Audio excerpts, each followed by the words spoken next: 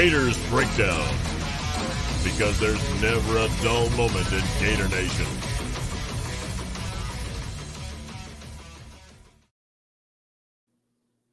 The Gators Breakdown podcast is ready to go. I'm your host, David Waters, and you can find me on Twitter at GatorDave_SEC. Joining me as they do every Sunday. Well, except for last Sunday. We missed Nick last Sunday, but Nick De La Torre from Gator Country joining us here on Gators Breakdown. Graham Hall from the Gainesville Sun joining us right here on Gators Breakdown. Nick, I'll jump straight to you because you made the trip to Nashville, and we three jokingly behind the scenes yesterday were wondering if you were going to make it to this one for 2 weeks in a row. We didn't want to miss you here on Gators Breakdown. It's always touch and go. I think Graham has seen me in action in Nashville, but they just gone back. Excuse me. They had just gone back to phase 2 on Monday, so everything closed at 11. Kind of kept me in my place in Nashville. It wasn't my typical Nashville experience, and I'm here. About an hour off the plane, but I'm here. Thanks for a very large coffee. Thanks for getting it done here. Graham, when we were joking yesterday, I was like, next hearing the Nashville story from Nick, it just took me back to our 3 trip to Birmingham last year. So I'm looking forward to 2021 just because Nick's getting to enjoy the road trips. We not so much. And so I'm ready for 2020 for another reason for 2020 to get over with, just so we can all take these road trips together again. Yeah. Well, without sharing the details, we'll just say that Steve Spurrier called me and another writer out for having looked like we had spent a long night out on Broadway prior to getting into the press box. And I was like, you know what? That's a good call, Coach. Didn't need you to make that call, but good call. Good eye. Always known for his vision on the field, and now it extends to off it as well. I hope that by 2022 or whatever it is that everything is normal in a sense and that we can hit Broadway. And I got to admit, and I hope that no one is going to kill me for this, and I should expect otherwise though, but I'm not the biggest country music fan, but when I get to Broadway, it all comes out. Everything takes over you. It takes over me. There's no restraint left in me. It's not my choice anymore. And it takes a special place like that. I'm not even the biggest hockey fan. And my dream is to leave a hockey game and then just walk to the river and not remember how I got there. You dream higher. Dream bigger. It's Nick, it's your birthday. Your 26th, 27th birthday coming up. So I know that you don't really have it. It's one of the anniversaries of my 26th birthday. You don't have it in you anymore. You don't have the energy anymore. And, let me just say this. I'm not going to say who it was, but I know our guy who loves the cranberry vodka misses Broadway more than us. And I know that he's going to be back there in 2 years as well. That'll be a crucial trip. Absolutely. You only live once. People only live once, baby. Oh, yeah. We're all looking forward to trips again. But here we are, 2020, Florida, Vanderbilt. We'll get into it. But before we do, remember, you can find Gators Breakdown at news4jacks.com/Gators Breakdown. You'll find all the Gators Breakdown episodes there, as well as News 4 Jacks coverage of the Gators. Please share, rate, and review the show on YouTube. Hit that like button. Hit that subscribe button. Really helps us out here on Gators Breakdown. Or if you just want the to-go audio version, check us out on your favorite podcast platform and follow Gators Breakdown on social media. We're on Twitter and Facebook at Gators Breakdown. So, guys, slow start for these Gators. Probably the slowest start of the season for this offense. Kind of the trend for the defense right now, these slow starts. It's happening, but all in all, Gators come out with a 21-point victory over the Commodores, and we're at the point now where enough progress has been made under Dan Mullen where 21-point wins against SEC opponents are now disappointing. And better than the alternative. Exactly. Better than, I've watched like 16-9 games in Nashville. Austin Harden field goals in the swamp to beat Vandy. Austin, the legend Harden. The stories around Midtown. It's one thing. So it's crazy because I said in the first half, I was like, Kyle Trask isn't having a great game. And then, I mean, he thought he had some underthrows, just didn't look sharp early on. And then at the end of the game, you look at it, and he's 26 of 35 for 383 and 3 touchdowns. And I think at least 5 drops, maybe 6 if you include Rick Wells not knowing where the back of the end zone is. And if you start doing that, you're like, all right, well, now he's 31 of 35 for 383. And I was like an idiot saying he didn't have a good game. But I think there were some balls that were underthrown. Vanderbilt was really dropping back in coverage and forcing him to make some decisions. I think there were guys open, and he decided to check down. But I mean, still, there's some throws. I think it was an out route that he threw to Jacob Copeland, and there's still throws that I look at and I'm like, that's a Sunday throw. That's a throw that there's guys getting paid to play today as we talk that can't make that throw that Kyle Trask just made to Jacob Copeland on the sideline. So to me, yeah, the offense was a little bit slow. You look at the numbers; they kind of picked it up. It's always weird in Nashville at 11 a.m. Historically, I mean, you even look back at Urban Meyer. Urban Meyer's team struggled in Nashville. I don't know what it is because I know the team wasn't out on Broadway. But it's just kind of weird games happen in Nashville. And I think the offense started slow but picked it up. Yeah, it's so strange to me because last week against Arkansas, we see the game with a 14-play, 75-yard drive by Florida where they take more than 7 minutes a game clock. And, no one is out there saying, well, that's a slow start by the offense just because they obviously finished with 63-plus points. It looks methodical when you do that. I thought that, and maybe this had to do with Stuart Reese being out. I don't want to point to necessarily one player, but I thought that this was also the weakest game we've seen since the season opener when it comes to Florida's offensive line. Mm-hmm. I don't know what necessarily it was, but like you guys said, they were able to drop 7, sometimes 8 into coverage because they were able to get pressure with a 4-man rush. And I don't think the offensive line is anywhere near where it was last season. Let's establish that. They're still far and away there. But in terms of games where I thought there was a little bit of a drop-off, I think that this game you could certainly make a case that the offensive line struggled with a Vanderbilt defensive line that most people were not saying was going to give them a whole lot of trouble coming in. If anything, I had written that Vanderbilt's offense, I think, would be a little bit better than most people expected. You look at some of the stats coming in, ranked 10th in the SEC, better than Kentucky, Tennessee, and I know that's not really high praise, but you could really say that outside of LSU, this is the best passing offense Florida was going to face. So I wasn't so much surprised by the defensive slow start as I was kind of by some of these offensive drop-offs in a sense. And some of them can be explained by not having Stuart Reese out there, having a Josh Braun in there. The right side of the line I don't think benefited as much as we've seen in the past. But I was more surprised by the offensive slow start in a sense rather than the defensive one.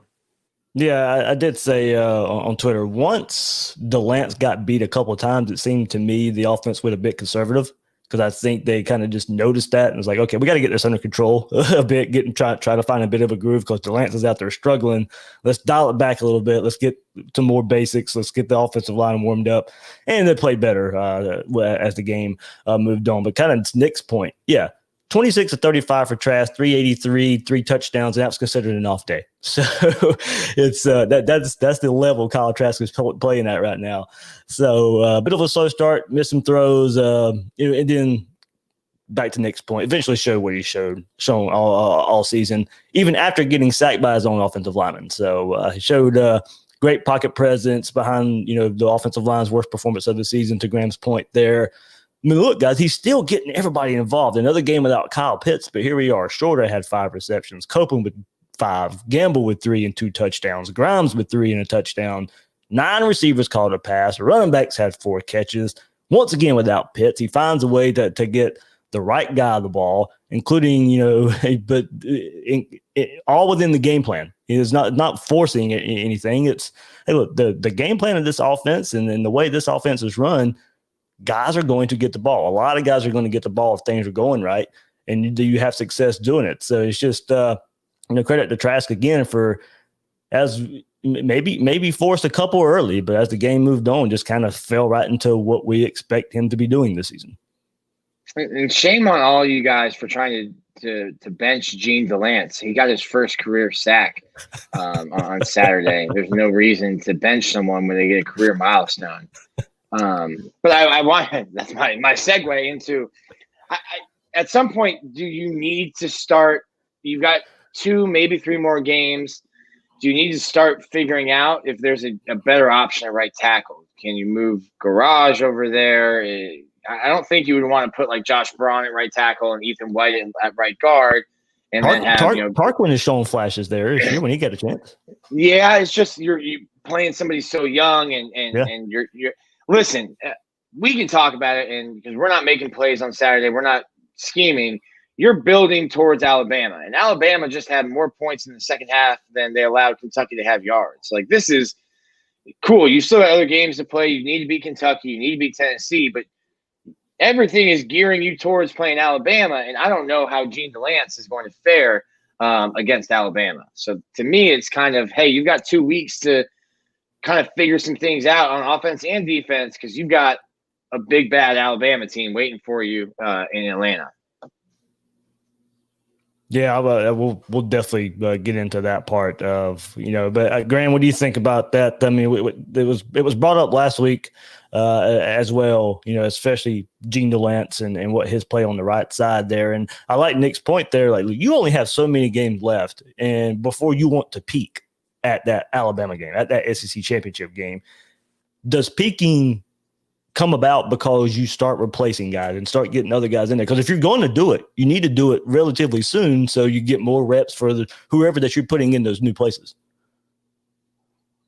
Yeah, absolutely. I'm not a coach, and so I don't want to necessarily say, what I'm going to say in terms of analysis is 100% right, but it does look like there's a noticeable drop off between Stone Forsythe's play on the left and John Delance's play on the right side. And obviously, knowing that he is a true freshman, an early enrollee, heralded one next to him, playing similar to him, I think has to be a little bit concerning, but also maybe he has a greater responsibility than Stone Forsythe necessarily. So I don't necessarily want to jump the gun and say it's totally because of Delance's play, but this is nothing new in a sense.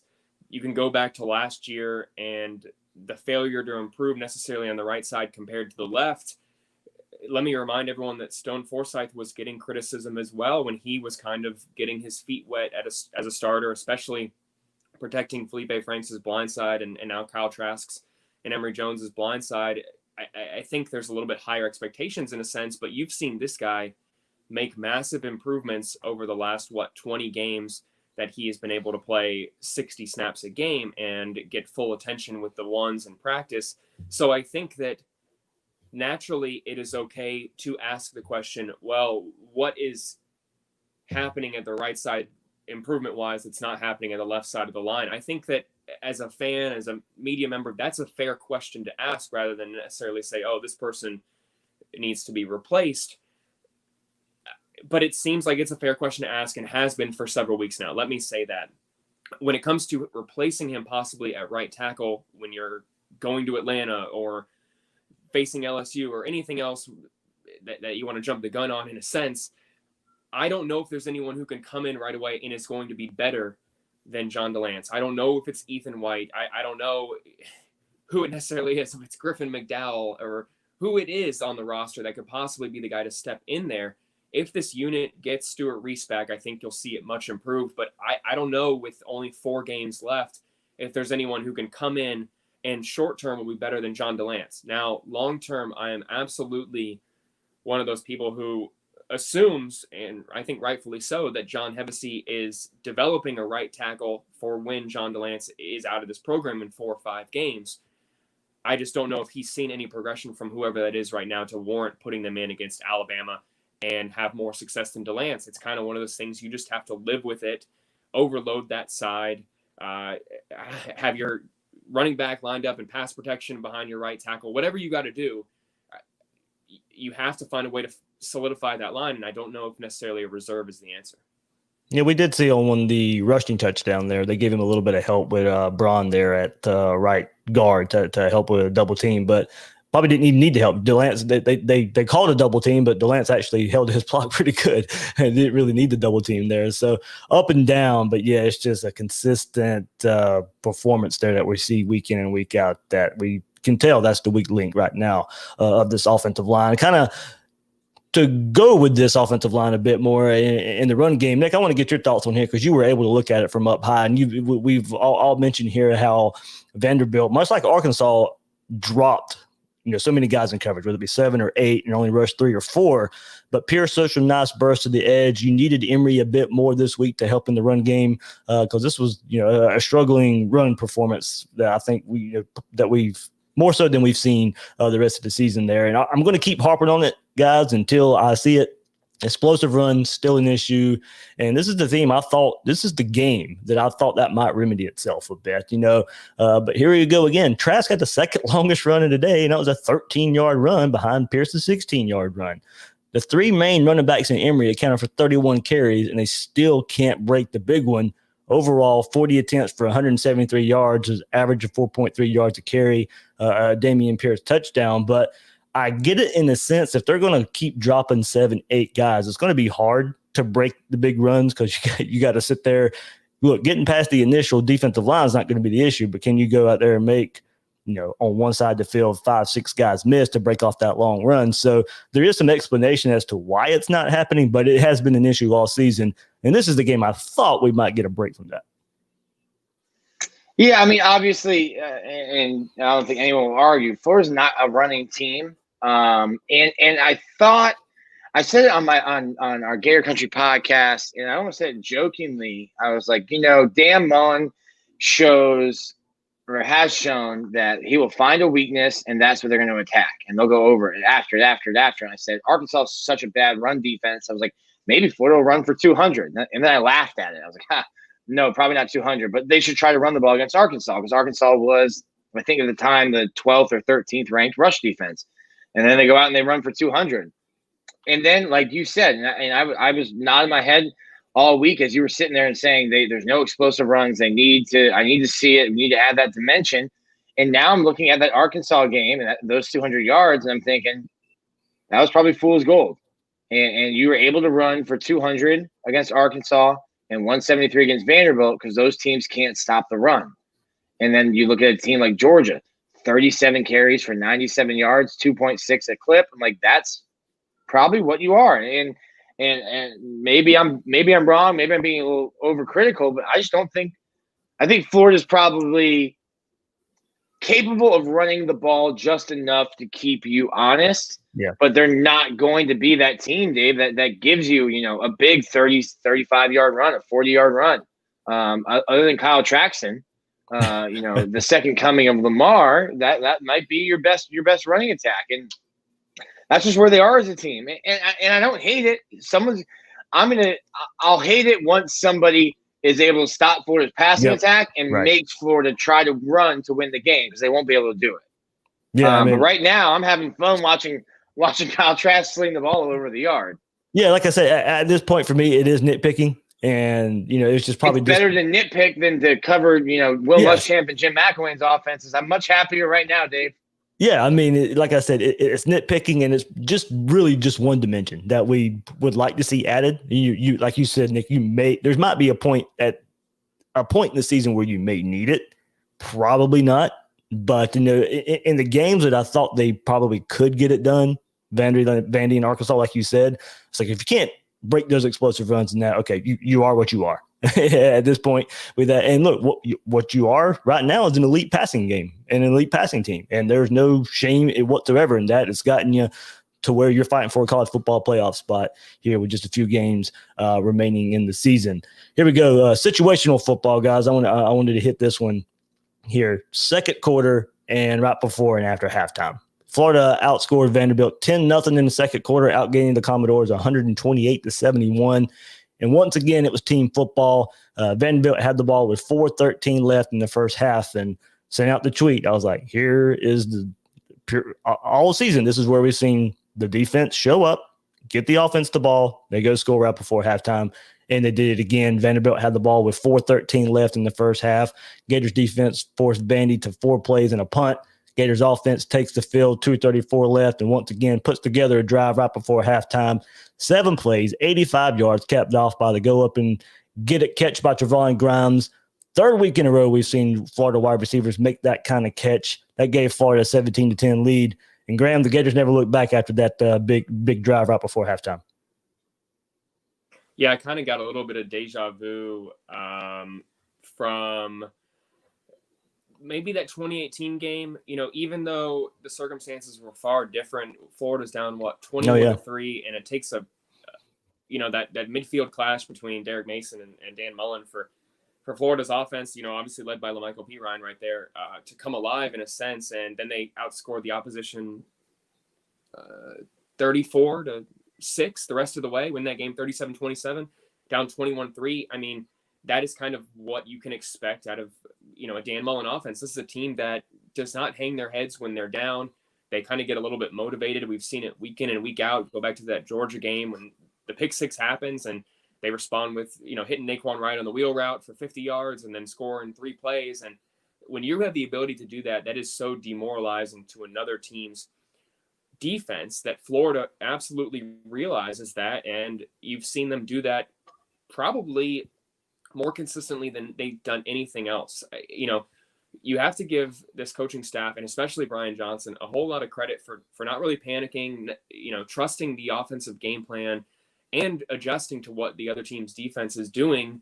Because when you combine all those things, when you face a deficit, you're more often than not going to respond if you don't panic and you trust your game plan. And we've seen Florida do that consistently throughout Dan Mullen's 3 seasons in Gainesville. And that was something that, Nick, you can attest to this as well. It was fleeting more often than not in the Will Muschamp and Jim McElwain eras in Gainesville. You would see them panic. You would see them lose confidence after scripted drives, regardless of whatever the circumstance was. When Florida got hit in the mouth, they were not this team that was thinking, okay, we're going to go hit you back right away. And I think of resilient, actually pursuing it, and doing it and going for you, you're not seeing that happen. This is not a team that is panicking when they're down. And to me, that is a much more positive attribute than whether the right side of the line is struggling or whether the offensive line isn't getting, isn't pulling downfield well enough or as well as we've seen in recent years. And the point about the rushing attack, that was kind of negated in my mind when you saw how Kadarius Toney got his 200+ yards in other ways. I mean, this is a guy who had 100 career high receiving yards, and that's something that I feel no one is talking about, but kind of missed that as well. 107 receiving yards. That's twice this season with Kadarius Toney in 6 games in SEC competition has set his career high in receiving yards, did it against Texas A&M as well, and then adds 100+ yards on punt returns and kick returns. That is a guy who found ways to, not make it so that Florida really needed to rely on the run when you're setting them up inside Vanderbilt territory. So as much of an issue the run game, the lack of consistency may be, I think that Florida has found ways to negate that, or when it comes to hitting teams back in the mouth, make it so that it's kind of a moot point. Yeah, I'm just kind of, and we're going to move to the defense, but I'll give them credit there to start with. As I said, that part that we've seen, and we've seen that part all season, when Florida has a chance to get the ball right before halftime, the defense does show up almost every time in that situation. Situational football. I think they're okay there on defense right before halftime and right after halftime there and getting their scores. But we do have to talk about the negative here when we discuss the defense. We'll start there. I felt like we were being negative about the offense. Like you know what? That did cross my mind. That did cross my mind a little bit. Like I'm having so much fun watching Florida's offense, but it's like you said, you kind of have to nitpick, and I'd rather be nitpicking than being like, well, Charlie Weiss's game plan didn't work again. Let's talk about it. And so that felt more negative than it should be. Listen, I mean, it's you're still, right. I do want to point that out because it did cross my head too. It's almost 600 yards. Yep. It's a 21-point win. Like, the offense is great. The offense is fantastic. We're being extremely nitpicky because we can't just sit here and and just say that this is the best offense that's ever been on the face of the earth. I say that because we're definitely about to get way more negative talking about the defense. I didn't want it to be like, man, is Florida 6-1 because they just sat here, bashing this team for an hour. Yeah, and don't get me wrong, the offense did have a good day. As I said, when you look at the total stats, you look at everything, it's definitely stats you would have taken at any point in the last two previous coaching staffs. And, so we are at the point now, and that's kind of what aggravated Steve Spurrier a little bit, but we are at the point right now where okay, you can start saying, okay, maybe 350 yards isn't enough, or maybe 3 touchdowns by Kyle Trask isn't enough. Don't get me wrong, it is. It is. We're gonna run Dan Mullen out of town. But here we go. Yeah, we do have to talk about it, and we'll start at the very beginning of the game, kind of going in order here for the defense. It kind of just falls in line here, but the starts by this defense, guys, it not good. First 2 drives, Vandy goes and puts up a touchdown and a field goal.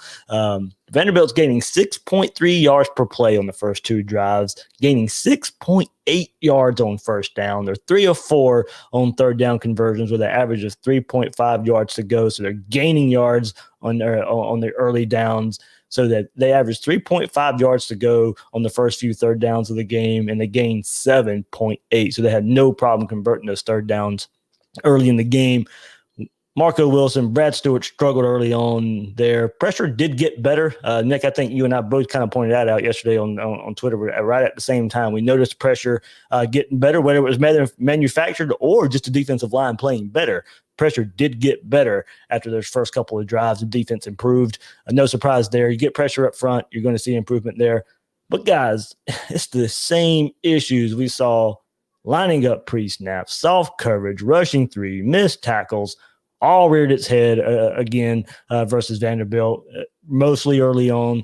Now, I know pregame was a little weird for Florida, but these are the same issues that's been there most of the season.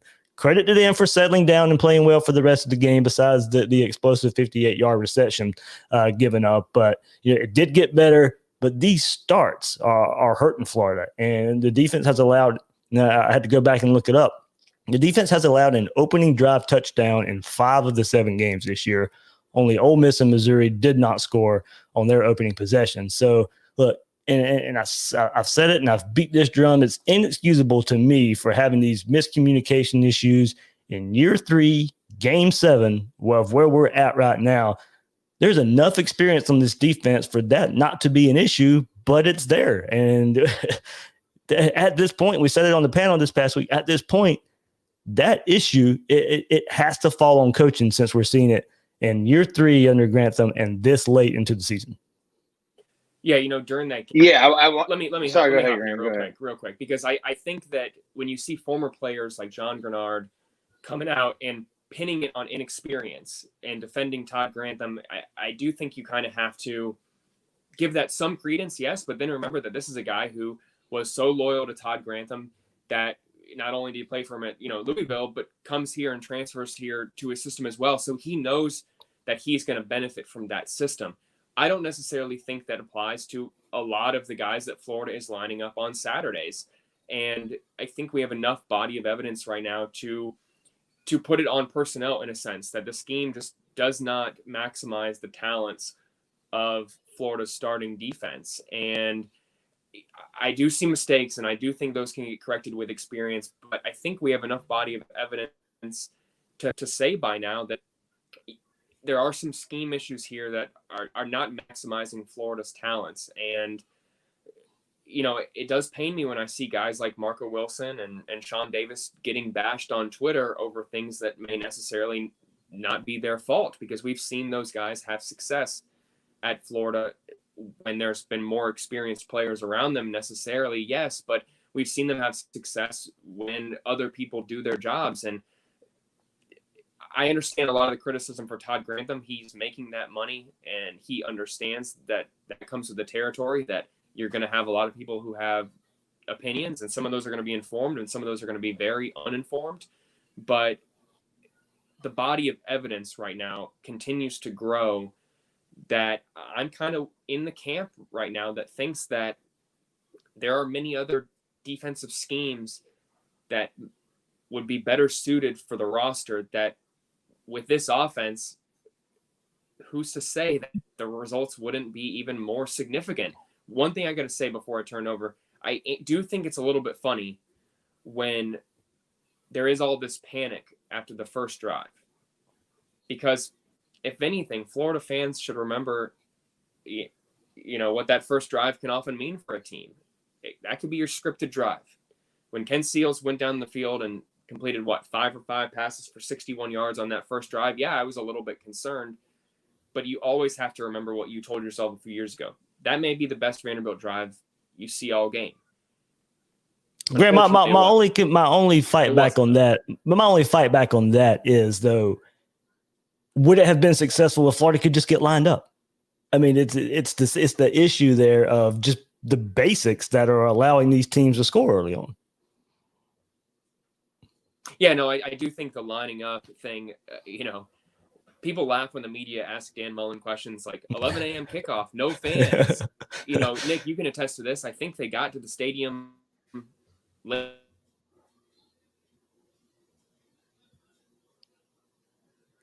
Graham, I don't know what happened. You went. Okay, there you go. You went away for a second. Who knows how much that played a part for Florida? So, it is something that, Nick, what time did they get there? You saw them at halftime, and I even put out there, as a kind of a joke, that it was kind of funny to see the backup locker room double as the media area that we talked to the players after the game, 3-4 years ago. I don't think many people who especially talk about facilities this time of year, especially down in Florida, really realize how antiquated some of the things at Vanderbilt are.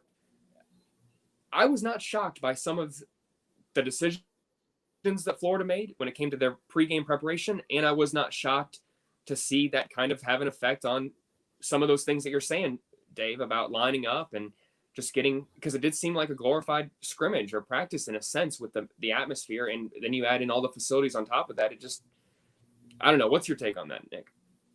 The team showed up at 10. I thought that was a good decision. Listen, Vanderbilt's a small stadium. It's not that they have a terrible facility. It's just a small stadium, but they do have terrible facilities. Florida's visiting locker room is small and smells, and a visiting locker room is the last place you're going to put money into your stadium. Like, why am I going to put? We're doing renovations. Hey, do you want to touch a visiting locker room? No, that's fine. Don't put money there. We're never going to use it. But I thought it was a smart decision. And listen, for somebody like Dan Mullen that stuck his foot in his mouth with the 90,000 in the swamp, and then watched it completely blow up when his team got COVID, hey, we're going to do everything possible to be as safe and as cautious as we can on this trip. And if we get laughed at for doing stuff, cool. Because if we end up having another outbreak, or if COVID hits us again, you can't point to us and say, well, they were lackadaisical on the road and they didn't do everything they could. Florida did absolutely everything, from wearing N95 masks on the plane, having Nick Savage walk up and down and make sure everyone, even if they're sleeping, that the mask is still over their nose and their mouth, assigned roommates, assigned tables when you're sitting, showing up, getting taped in the locker, or getting taped at the hotel so you can spread out and guys get taped. Guys were on the bus with their ankles taped and their knee pads and thigh pads in on the bus on the way to the stadium. They showed up an hour before kickoff. And I don't use it as an excuse as a player. I think that's awesome. Like, hey, we're dressed. We're ready to go. This feels like high school again. We're just rolling the ball out and we're ready to go play. So for me, I think, you can say, hey, it messed up your routine. But for the defense, I'm thinking, yeah, let's just get out there. I'm ready to go. I'm dressed before we get to the field. Let's do this. So for me, I had no problem with it. And I kind of alluded to it before the game. But yeah, that's not an excuse to me. For me, I wanted to get back to the whole not lining up, because to me, we brought Jawan Taylor on, and I know fans don't love Jawan Taylor, but he's a very, very smart football player. And I asked him, because I said, hey, these guys aren't getting lined up. Is the scheme too hard? And for him, it's not. But I'm like, maybe it is for somebody else that doesn't have your football IQ, that doesn't study the way you do. But age is not an excuse. And I love John Grenard. That's not an excuse. This is the flip card that the media gets, and it's got everyone alphabetical. Florida's too deep. Brenton Cox, granted, only been in the program for 2 years, but he's a redshirt sophomore. Andrew Chatfield, redshirt sophomore, third year in the defense. Kyrie Campbell, senior, third year in the defense. TJ Slayton, senior, third year in the defense. Marlon Dunlap, redshirt senior, third year in the defense. Zach Carter, redshirt junior, third year. Jeremiah Moon, redshirt senior, third year. Ventrell Miller, James Houston, redshirt juniors, third year. Amari Burney, junior. Marco Wilson, redshirt junior. Sean Davis, senior. Donovan Steiner, senior. Trey Dean, junior. Kyrie Elam, sophomore, but been in the program 2 years. Brad Stewart, senior, 3 years. Age is not an issue. The experience is not an issue. And it's not only that these guys are veteran players, they've been in this defense. So if you can't get lined up by your third year, how difficult can Todd Grantham make it? Like, at some point, when do you point the finger at yourself and not at the coaching staff? Because if it can't be that difficult. If you've been in the same playbook for 3 years, it can't be that complicated that you're still having trouble lining up. And at what point do you say it's not on the scheme, it's on the players? And yesterday, I'll go back to it too. And Graham, I'll let you jump in here. I got to ask Nick a quick question. Go ahead. He's been doing this real quick longer than me. Do you ever, when you Is see that an some old of these, joke? No. 26. Remember, I already told you your birthday. Do you ever think about? I mean, you and I were here. It was, I think, my first season here, and we spoke to guys like John Bullard and Caleb Brantley about their issues in the program in the first 2 years. And when it comes to fundamental development issues, I think you can absolutely say that those between 2015 and 2020 are monumentally different. You had guys who were not even having a chance heading into their junior year at being a 2 deep, who were on that defensive line in a sense. And that's just not the case anymore. These guys, like you say, have years of experience. And so I try and always put it in comparison. Yeah, it used to be that when you were 3 years in the program, that may not necessarily mean that you've played a whole lot and there was given, I guess, some leeway to your faults. Now we expect guys who, if they've been in the program 2 years, to be able to come in and not play flawlessly, but not make those fundamental mistakes. And I always kind of think of that because the bar is just so much higher now when it comes to how these defensive players are expected to be in. And that, I guess, comes with the territory, comes with the expectations. Sure, but it doesn't erase the fact that, you see what I'm saying? It doesn't erase the fact that this is still a huge ask for guys who are slotting in here in some cases. And the reason we're not giving them that leeway is because they have starting experience regardless of their age, in a sense. Does that make sense? Sort of. But I think a lot of the issues were alleviated once you got Kyrie Campbell back, because then that's when you had guys playing out of position. And I think the defense has gotten better there. Kyrie Elam did say that at times against Vanderbilt, plays were getting in slow. And listen, that's not on the players. I just listed all these players and how long they've been in the program, and they shouldn't be getting confused by play calls and by schemes. But hey, if the play call comes in and I'm turning as the middle linebacker to tell the guy to play, and now the ball's getting hiked, all right, now we're screwed. And Nick, that's on the coaching staff. Yeah, Nick, to extend on that, that's kind of where I wanted to go next. Look, there's mass substitutions on third down. They're bringing a whole new personnel in on third down. And I think offenses are picking up on that. Say, hey, it's third down now. We know Florida is going to bring some new personnel on the field. Let's go faster. But my thing is, and if we don't substitute, then there's no dead ball. So, hey, we got our personnel here. If Florida's bringing down 7 guys, cool, hike the ball. Let's go. Exactly. But my point is, isn't this why you recruited a whole bunch of guys who could play in different positions so you didn't have to mass substitute on third down? So that's the coaching part of it to me. Look, quit substituting so much on third down. Put a person. I mean, to me, that has to be the next step. Offenses are now taking advantage of this substitution thing that you're going to do. Guys are coming in, the ball snap, they're not lined up. So it is look, and I've said it all year. When the defense looks bad in spots, and it looks so bad, you can point to both sides. You can point to coaching, you can point to personnel, because that's how you get when it looks really bad. It takes both sides to look really bad. I felt like the Kermit meme. You were preaching. I'm just over here. That's none of my business. Let me say real quick, and as much as this is what I kept thinking of yesterday. If anyone's lined up incorrectly, uncovered, wrong assignments, pre-snap. When there's 840 fans in the stadium and you're a head coach, you better be able to scream that out there so that your players can hear that. That is absolutely no excuse this year. With that said, if you're going to rotate players, cross-train players, sub as much as Florida is doing, it's also on the 11 players on the field to communicate with everyone else on defense.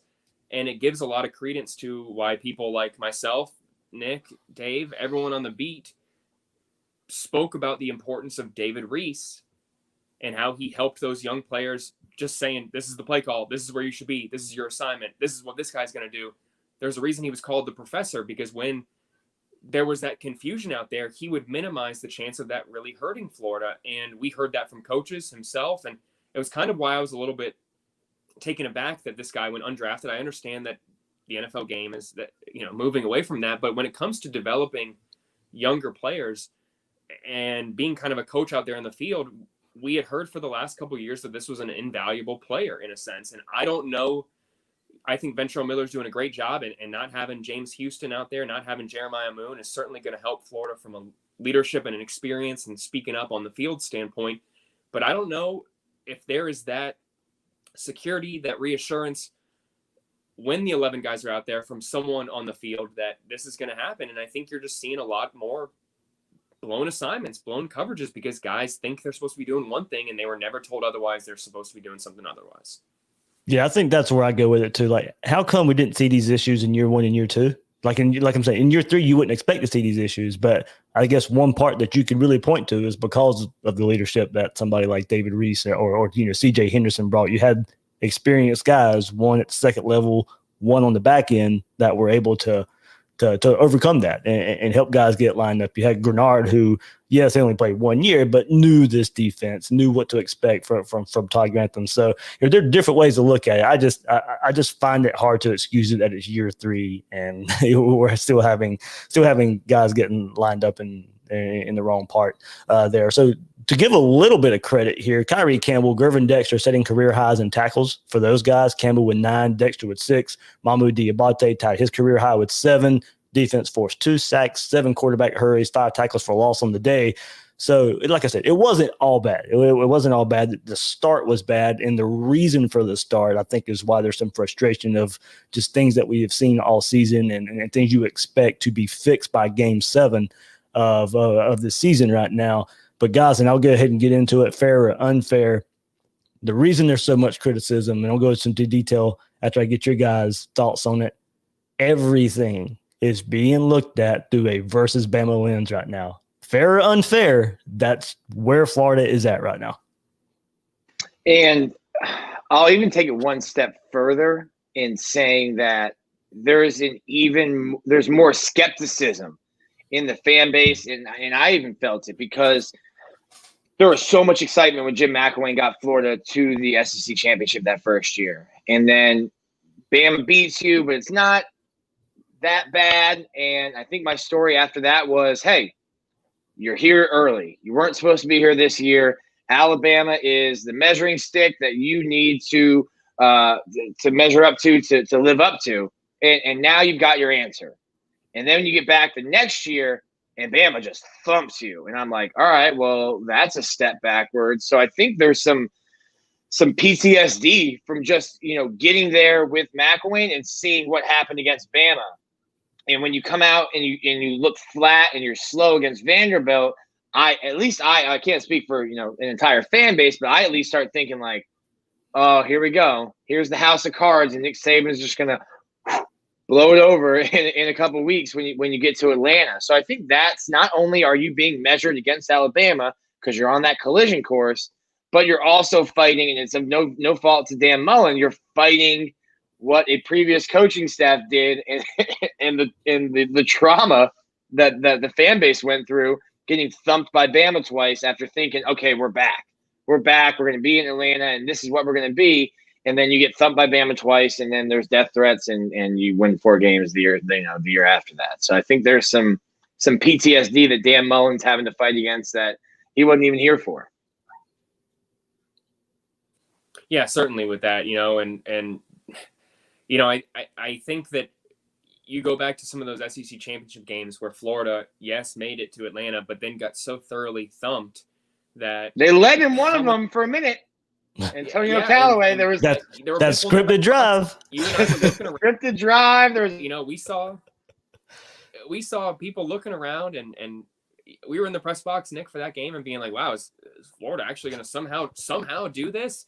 But you look at the national guys like Barrett and everyone, they're like, "All right, just wait," because they knew the differences in those teams, and yeah, because the week before as well, you got slaughtered by Florida State too. So exactly. So the confidence level was obviously lower, and I think if you're a Florida fan after this performance, it's not super high. You look at, and I'm someone who tries not to read too into mutual opponents, but I think it's kind of unavoidable at this point in the season. You look at Alabama beating Kentucky by 60 points, not allowing the Wildcats to get a touchdown. And then you look at the fact that last week Kentucky and Vanderbilt were in this 38-35 battle. Kentucky and Florida both scored 35 plus, barely, on Vanderbilt.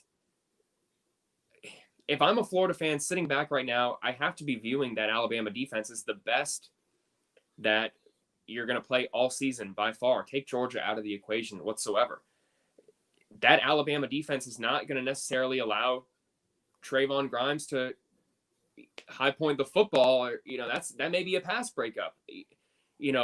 The right side of the line is going to be facing a much stronger defensive line with 3 5-stars on it rather than the 13th ranked rush defense in the SEC.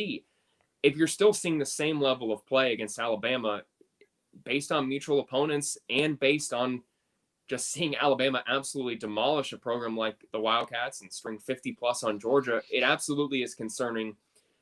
And it kind of just erases all the strong performances that you see from Kyle Trask sometimes. Not erases, but it kind of means that, is that really going to help you if you're going to end up being in this shootout against a team that has a better defense? I mean, DBUs look like DBU, Devonta Smith, John Mechie. Good luck. God bless. Yeah, and that's the best secondary in the SEC. And you mentioned, Dave, CJ Henderson a few minutes ago, and I keep thinking about this all the time. It's ridiculous that people in the media, fans,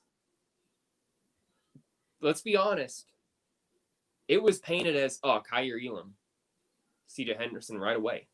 Seamless transition. No one expected the secondary to drop off, despite losing a first-round pick. One of the best corners that have come through this program, in a long time. And people acted like, this is DBU. Someone is stepping right up. Jaden Hill, Chester Kimbrough, those guys are next in line. And while they certainly may be great defensive backs, C.J. Henderson was special. First pick 6 in his first game at Florida. It's ridiculous to me that not only we minimized the loss of David Reese, but absolutely minimized the loss of C.J. Henderson. It seems silly to me in retrospect. Yeah, I brought that up yesterday too, in kind of targeting the safety position a bit too. And but every bit of those guys that are starting there at safety were in this program in 2018. And that's another position group, kind of just going to the overall defense and looking at communication issues. But the third year in this defense and that position group has progressively gotten worse every season.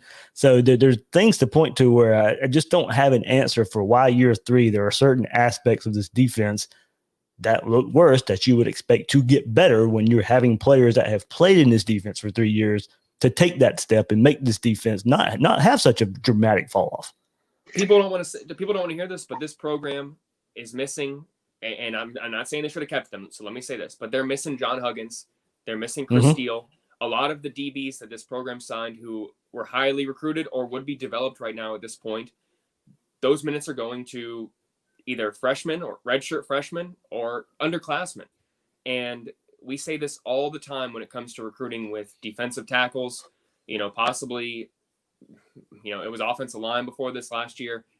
A lack of development or transfers in 1 year can absolutely hurt a program mid-season, early season, late in the season when depth issues arise in a year where you're actually really competitive. And it sounds silly when fans freak out about recruiting or freak out about a transfer portal decision, but it looks deserved in a sense when you have a situation like this where you're forced to play some players with inexperience and you're subsequently taking some lumps.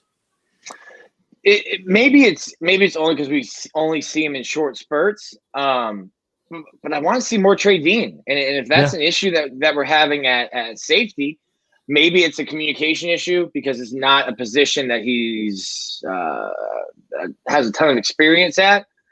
But I want to see more Trey Dean, and whether that's him playing over Steiner or him playing over Davis or just a healthy rotation, and that's something that we asked Dan Mullen about, and he finally said, like, yeah, no, we need to be rotating more. And that's something I need to, as a head coach, need to press the issue more. We need to rotate. I mean, last year, how angry were we at how much they rotated the safeties and how much they rotated the linebackers and everybody. And like, stop rotating them. And now it's just like, hey, can we get some new blood in there? And it's almost gone the complete opposite direction. From 2019 to 2020 that you're not getting any rotation on defense. And now I've got some guys. I'm like, hey, I want to see more Jaden Hill. I want to see more Chester Kimmer. I want to see more Trey Dean. And I'm not saying you need to bench Sean Davis. And the young linebackers too. I mean, Hopper and Pierre played good in the spurts that I saw him play in yesterday. I know the fan base has been screaming for Hopper for a good bit. And I know the fan base just wants to bury all those other guys and only play the young guys, but I'm not saying that. Just rotate like you did last year. I don't know why you went away from that. And, we're talking about a COVID season and you need to get young guys reps and everyone needs to be ready to play because you have no idea. Dan Mullen said it a couple of times. We go into Friday ready to get into a plane, not knowing who's going to be on the plane until we get our COVID test back. And you have to have these guys ready. And I don't understand why they've not completely, but really gone away from the kind of rotation they had on defense last year when this is a year that you really need to have it. I haven't seen my boy Derek Wingo, STA Pride. Yeah, he was credited for one tackle yesterday. But look, guys, and I hate criticizing a 21-point win, but look, everybody went into this game saying, hey, this is the game for Florida to get up big. And we do see these young guys a lot that we're talking about, but the game was a lot closer than expected. And those young guys didn't get on the field. We saw some frustration from a couple of players on social media last night after the game. So I completely get it there. But and look, I'm not looking for mass starters to be replaced. I mean, I think some of the issues at the beginning of games are maybe because there's some starters out there who don't deserve the amount of playing time that they're getting, and that might be why we getting some of the slow starts. But there's multiple angles to look at this. But I do think we can all agree that there's some younger players out there who are performing when they're out there that do need to be on the field a bit more. And one of them, let me say, here's the outlier in a sense. One of them is Emory Jones. I really liked what I saw out of Emory Jones when he got in the game. Yet after the game, some people couldn't help but say Dan Mullen doesn't care about the Heisman. Dan Mullen didn't want to actually run up the score on Vanderbilt. Why don't those arguments apply to Emory Jones? That's a guy that you're going to have to start sooner than later, preparing him, not putting him in there for just one play, having him actually stay in for a series, come back in for another series, run the ball, pass the ball, do everything, not just have him in there for little bits and pieces and then sub Trask back in. But yet when that guy gets in, people are begging for the starting quarterback to be in there because he's in contention for the Heisman. Or he's playing well. Or he's playing well, exactly. And I'm obviously one of those guys who thinks that you should weigh the situation no matter what. You don't want to risk injury, absolutely, to your starting quarterback, let alone one who's in the Heisman contention. And then you add in the fact that your third string quarterback, Anthony Richardson, unable to make the trip. So you're only there with two quarterbacks regardless. Why risk an injury to one? Who knows when Richardson's going to be back, blah, blah, blah. All the points that you could possibly make as to why you shouldn't do that decision, yet you still see them rotating Emory Jones in. So if I'm a player on the roster who thinks there's less risk for me playing, say I'm someone like Princely Umanmielen, or like you guys said, Chester Kimbrough. I know we've seen a lot of Rashad Torrance, but there are a lot of Lloyd Summerall. Lloyd Summerall was the other player on Twitter. Yeah. You could easily make a case that those guys should be getting a quarter of action over your number 2 quarterback, especially if your number 1 didn't really have the stat padding numbers, didn't throw those 4 touchdown passes, saw that streak fall. If Justin Fields doesn't go out there and throws 3 interceptions against Indiana, and if Trevor Lawrence has a chance to throw for 650 yards against FSU, people are freaking out even more about Trask only getting to throw for 383 yards, because that absolutely could have had an effect on his Heisman chances. If those games get played and Kyle Trask leaves after 3 quarters for Emory Jones, there would be people right now who would be even more upset that they didn't run up the score and try and get 50 plus in Nashville. Yeah. The perfect segue here as I get into a couple of tweets before we go here. Mary Quinn O'Connor says, defense is concerning, but I also, for the life of me, don't understand the Emory subs every game, especially when we aren't in the red zone. This is not Leak/Tebow. Why upset the rhythm for 3 to 4 yards? It's maddening. So I did think that was some of the best we have seen Emory so far this year. It didn't start out so well early, but he did make some bigger runs as the game progressed. Really nice touchdown pass as well later on in the game. At M. Earl 321 says limited possessions early because the defense not getting off the field, coupled with a few drops from receivers, made the first half much closer than it should have been. But honestly, after 30 plus years of watching Florida, Vandy games are more often a letdown than a statement. And that should be said. We've probably glossed over that a bit. And Nick, actually, you did kind of hit on it, I think, earlier. These new Nashville trips for Florida are usually always a bit closer than most people expect. You could see Florida sleepwalking in a few aspects of that game yesterday. That contributed to the slow start. I do think it did. Is it an excuse? No. Even Dan Mullen himself has said right now at this point in the season, after you beat Georgia, you're still looking to get better each game as you build up to that ACC championship game. But it is a reality. They probably did a little bit of sleepwalking in this game. Probably not even a game, probably just all week in practice. Yeah, he said that too. Yep. How do you get up and get ready, to practice for 5 days, and you're like, we can probably just roll the balls out and beat Vandy, no problem. Well, you did see young players all week on social media kind of hinting that they would be getting more playing time, and I bet that probably was a message throughout practices. And if that's the message for the older guys, then you're thinking, yeah, I get a week off. We'll go out there, we'll take care of business, and I'll be watching the game. I don't really need to practice. Go ahead, young buck, get in there. My old knees are creaking anyway.